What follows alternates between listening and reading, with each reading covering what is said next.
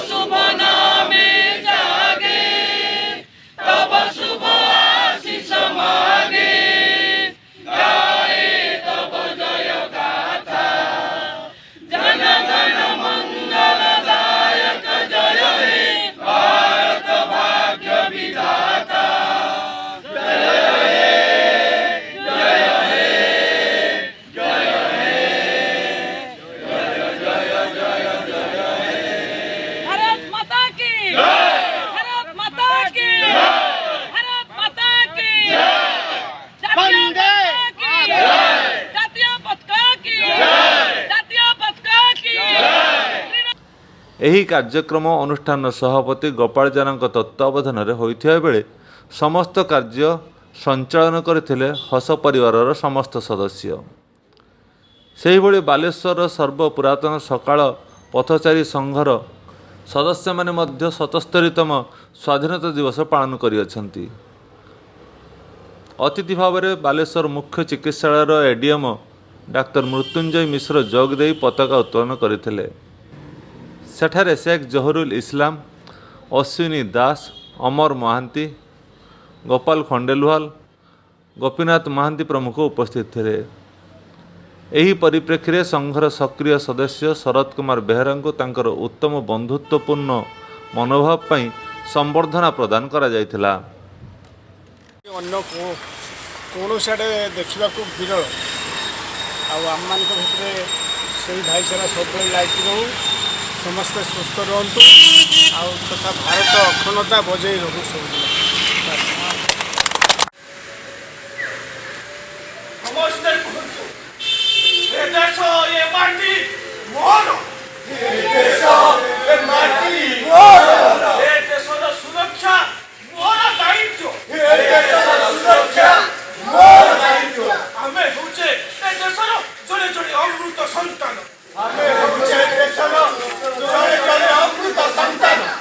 ଏ ଦେଶର ଐକ୍ୟ ସଂହତି, ଏ ଦେଶର ଐକ୍ୟ ସଂହତି ଓ ଏଠାରେ ବସବାସ କରୁଥିବା ସମସ୍ତଙ୍କ ପାଇଁ ଆମେ କାର୍ଯ୍ୟ କରିବା, ଓ ଏଠାରେ ବସବାସ କରୁଥିବା ସମସ୍ତଙ୍କ ପାଇଁ ଆମେ କାର୍ଯ୍ୟ କରିବା, ଏବଂ ଏ ଦେଶର ସୁରକ୍ଷାରେ ନିୟୋଜିତ ପ୍ରତ୍ୟେକ ଦେଶର ସୁରକ୍ଷାର ବ୍ୟକ୍ତିକୁ ଆମେ ସମ୍ମାନ ବୋଧ କରିବା, ଆମେ ସମ୍ମାନ ବୋଧ କରିବା। ସ୍ୱାଧୀନତାର ଅମୃତ ଉତ୍ସବ ପାଳନ ଅବସରରେ ନାଟ୍ୟ ଅନୁଷ୍ଠାନ ନାୟିକାର କଳାକାରମାନେ ଶାନ୍ତିକାନନ ପରିସରରେ ମଞ୍ଚସ୍ଥ କରିଥିଲେ ପଥପ୍ରାନ୍ତ ନାଟକ ମୋ ମାଟି ମୋ ଦେଶ। ସୁସ୍ମିତା ରଣାଙ୍କର ରଚିତ ଓ ନିର୍ଦ୍ଦେଶିତ ଏହି ନାଟକଟିରେ 15 ଜଣ କଳାକାର ସୁନ୍ଦର ଅଭିନୟ କରିଥିଲେ। ଦର୍ଶକମାନେ ଏହାକୁ ଦେଖି ମନ୍ତ୍ରମୁଗ୍ଧ ହୋଇଥିଲେ।